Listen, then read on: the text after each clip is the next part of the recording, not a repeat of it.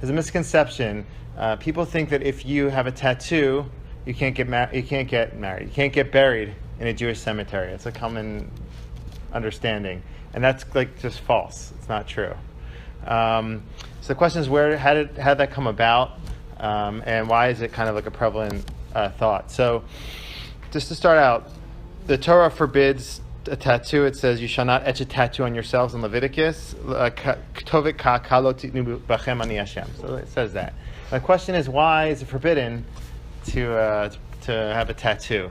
I don't know. You could think a lot of people really like tattoos, right? I mean, let's say I've seen the sleeves are a big thing. You get the whole thing. It could look, make you look kind of tough or something. Or let's say you put God's name on your body.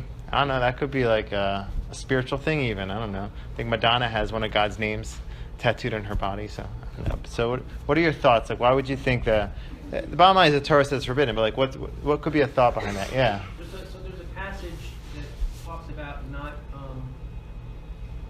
marking yourself in mourning, not cutting scratching your hair, yourself, not cutting your flesh as a sign of mourning, because death is a transition to Shemayim, to God's kingdom, and therefore you can mourn the loss of the person on Olam Haba, but the person, Yezreel Hashem, is going to Olam Hazeh, to a higher spiritual plane with Hashem. Okay. So you shouldn't be like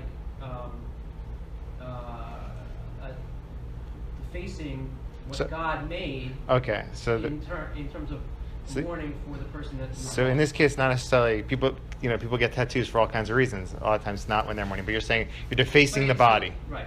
Uh-huh. So it's also, this is only about permanent tattoos, right?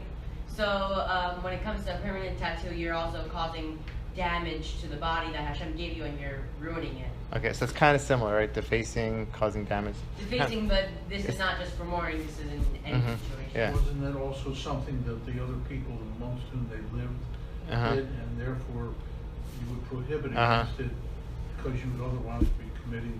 So that's essential. So these are two explanations that are offered. I'm kind of putting yours two together, although I know they're different. But like defacing the body, God gave you this body. It's on loan. Someone loans you a car. You can borrow my car. Make sure to return it to me in proper state. Same thing. You got your body. You got to return in the proper state. And you mentioned that people. So in that time, idol worshippers, they used to put their idol. They used to like tattoo the name of their idol or some sort of like icon of their idol on their bodies, and so the Torah forbade it then. Forbade anything close to that, so you don't come close to idol worshiping. So those are two reasons that are offered. Another one that's offered, this will only be relevant for guys, but you only have one sign on your body. You don't want to have multiple signs. One that's the Brit Milah, so you don't want to have multiple ones. Here's one that one of mine. I don't know, when you first get to yeshiva, like when you're out of high school, you put on your walls. You see what the kids have on their walls. They have like all these pictures of these sports teams and this and that. But as they go on, like they get more brainwashed of it. They will learn more Torah. Their pictures change. They start putting pictures of Rebbes and long beards. And so the idea is like you want to, when you're showing allegiance to something, you want to show allegiance to real things, not to spiritual things. And if you're putting a tattoo of, I don't know, dragon, or I don't know, your favorite basketball player or something like that. So that might not be, you should show allegiance to spiritual things. Based on that, maybe you could put a tattoo of God's name. That would be a spiritual thing. But another reason that I thought of might be like how you view the body. So we want you to view the soul as permanent, not the body. And if you're involved in things that are like connected to the body that are permanent things, you could put on makeup, you can change things around, alter, but you could cut your hair. But if you're going to do something permanent to the body, you'll start thinking about the body in a permanent manner. We don't want you to be too focused on the body. There's like 5 different reasons. Last 2 I thought of, but so how do we get to this? So it's forbidden to do that. Now the question is, how do we get from here to people thinking that you can't bury somebody who has a tattoo? So anybody who does any sins, they're still buried in a Jewish cemetery. There's a few ones that are discussed, like someone who commits suicide, or which that even they're buried in Jewish cemetery, maybe in a different place. But for someone that doesn't observe the Sabbath or whatever, they're buried in a Jewish cemetery. So this is a similar thing. So how did it come to the point where we think that? So at a certain point, the Gemara says that you should try to bury holy people with holy people, and kind of keep them keep holy people together. Because it says like this, something like that. So at a certain point, people developed these burial societies where people would join in, and you join in with other people who are like-minded people, and then you'd ensure that you'd be married around your chevra, forever. What? I go for that. I like that. Okay, cool.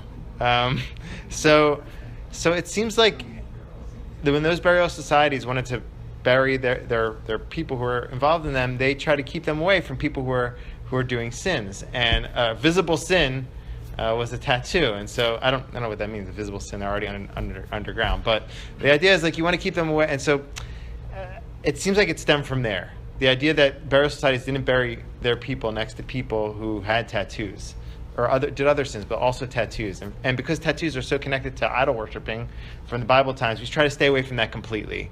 And so if you want to, your holy burial society, your holy group, you don't put it next to anything that's connected to idol worshiping. And so it seems like that was where it came from. And then from there, people started to understand, oh, wow, if they don't bury them next to those people, they can't even be buried in a Jewish cemetery. That's just like a completely false thing. So let's say somebody has a tattoo, and now they have a choice now. Should I get it removed or not removed before they're still alive? Thank God.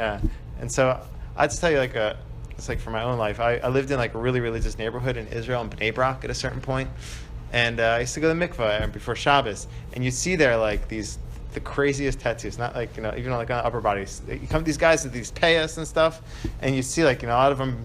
They became religious at a later point in life. That this guy's payas, and like when he starts taking off his shirt, you see like a whole sleeve, whole tattoos, and like these like knives and stuff. And so people don't, you don't have to take. It's not the tattoo that's forbidden. It's the act of doing the tattoos. If someone's wearing a tattoo, it's not like walking around with some sort of like defiled object. That's not, the tattoo itself isn't forbidden. So some people take it off because they feel uncomfortable. But if you don't, it's perfectly fine. And I just kind of conclude with this, what an Aish Torah rabbi said on this. That's like a pretty religious group. He says, whenever someone makes such a claim, meaning that you can't get buried in a Jewish cemetery with a tattoo, ask them for a source. That usually ends the conversation. So, all right, shakha.